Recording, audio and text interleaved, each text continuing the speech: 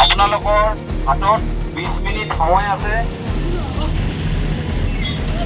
ততালিকে নিজৰ সামগ্ৰীখিনি ইয়াৰ পৰা আঁতৰাই জায়গাটো যাতে আপোনালোকে খালী কৰি দিয়ে সোনকালে।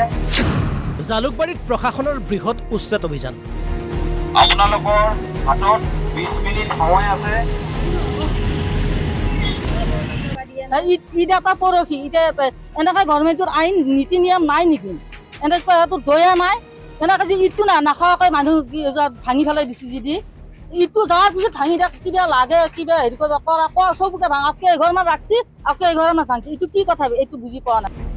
মহানগৰৰ জালুকবাৰীত পুৱাৰে পৰা চলিল ৰেল বিভাগ প্ৰশাসনৰ উচ্ছেদ অভিযান। বিশাল আৰক্ষী বাহিনী মোতায়েন। পিটনিত নিৰ্মাণ কৰা বহু পৰিয়ালৰ বাসগৃহ ভাঙিলে প্ৰশাসনে। কিছুদিনৰ পূৰ্বে ৰেল বিভাগৰ 20 বিঘা ভূমি হস্তান্তৰ কৰিছিল ASTC। সেই ভূমিত ISBT নিৰ্মাণৰ বাবে চলিছে পৰিকল্পনা। কিন্তু সেই ঠাইত বসবাস কৰি আছিল বহু লোক। একাংশই নিজৰ বাসগৃহ নিজে খালী কৰে যদিও একাংশক আৰক্ষী প্ৰশাসনে উচ্ছেদ কৰে। তাৰ মাজতে ভূমি ক্ৰয় কৰি 1982 চনৰ পৰা বসবাস কৰি থকা এটা পৰিয়াল প্ৰশাসনৰ অনিয়মক লৈ প্ৰশ্ন কৰে।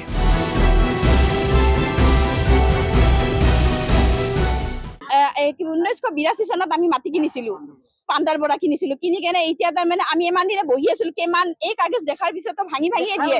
তাৰপিছত আমি কেছ কৰিছো, কেছ কৰি কেনে আমি মাটি জিকিছো, ৰায় পাইছো। তাৰপিছত আৰু ভাঙিছে, ভাঙাৰ পিছত আমি এতিয়া আৰু কোৰ্টত কেছ কৰিছো। কেছ কৰা হিচাপত তাৰমানে এতিয়া নামানে। ইহঁতে কৈছে কি কাগজ নাচাওঁ আমি, ৰেলৰ মাটি বুলি কৈছে, কাগজ নাচাওঁ। এইখিনি মাটি হ'ল খদিলাপুৰৰ মাটি। খদিলাপুৰৰ মাটি বুলি কৈ কেনে ইহঁতে তাৰমানে আহে সদায় চাবৰ কাৰণে আহে। আহি কেনে কৈ ল'লে তাৰমানে গোটাখিনিয়ে ল'ব লাগিব, নল'লে তাৰমানে সেইখিনি মাটি নিদিয়ে। এইখিনি কৈছে মানুহবিলাক আহি থাকে, আহি কেনে কৈ থাকে তাৰমানে এইখিনি মাটি এই তাৰ পৰা কিমান ডাঙৰ মাটি, এইখিনি ডাঙৰ বেলেগ মাটি। আমাৰ হ'ল এৰে ডাঙৰ মাটিটো বেলেগ, 576 ডাঙৰ নম্বৰ মাটি। এইটো ডাঙৰ মাটি বেলেগ, এইটো খদিলাপুৰৰ মাটি। আমি বহি আছো খদিলাপুৰৰ মাটি। সেই মাটি সেইটো চৰকাৰী মাটি। সেইকাৰণে আমি তাৰমানে গোটাখিনি আজি তাৰমানে আমাৰ যে কাগজ আছে, কাগজবোৰ নাচায়। কেছ চলি আছে, কেছটো নামানে আৰু তাৰমানে নামানাৰ পিছত তাৰমানে এতিয়া তাৰমানে কি হ'ল, তাত যায় কেনে কোৱাৰ পিছত কৈ আছে কি নহয় কি বুলি কয় তোমালোকক 2 দিনমান দেৰিহে কৰিব দিছো। আৰু মই সোধাৰ লগে মই কাগজ লৈ অহাৰ পিছত কৈছে কি নাই আমি কাগজ নাচাওঁ।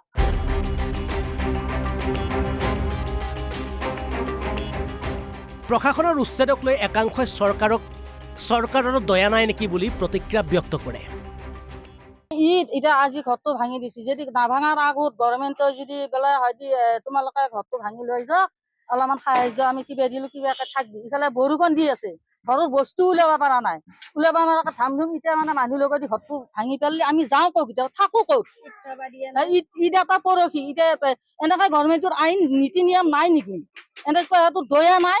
এনেকৈ যে ইটো নাখাওঁকৈ মানুহ ভাঙি পেলাই দিছে যদি ইটো যোৱাৰ পিছত ভাঙি দিয়ক কিবা লাগে কিবা হেৰি কৰিব কৰা চবকে ভাঙাতকৈ এঘৰমান ৰাখছি আকৌ এঘৰমান ভাঙছি। এইটো কি কথা এইটো বুজি পোৱা নাই।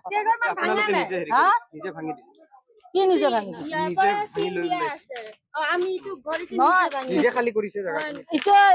এতিয়া নিজে খালী কৰি আছে আৰু মানুহো লগত দিছে। দেখাই পাইছে দেখোন মানুহ নটিচ এনাই হেৰি দিয়ে চিন দিছে। এইটো এৰা পাতা মানে ভাঙিব নহয়, দি গৈছে নটিচ বোলে। তাৰপৰা আহাই নাই, হঠাতে আহিছে। আহি পেলাই এতিয়া পৰহি এতিয়া আজি ইটা নালগে তাৰমানে পঢ়িব চিন পৰাই নাই ন। কিন্তু কি কাৰণত আমাৰ ঘৰ ভাঙিলে?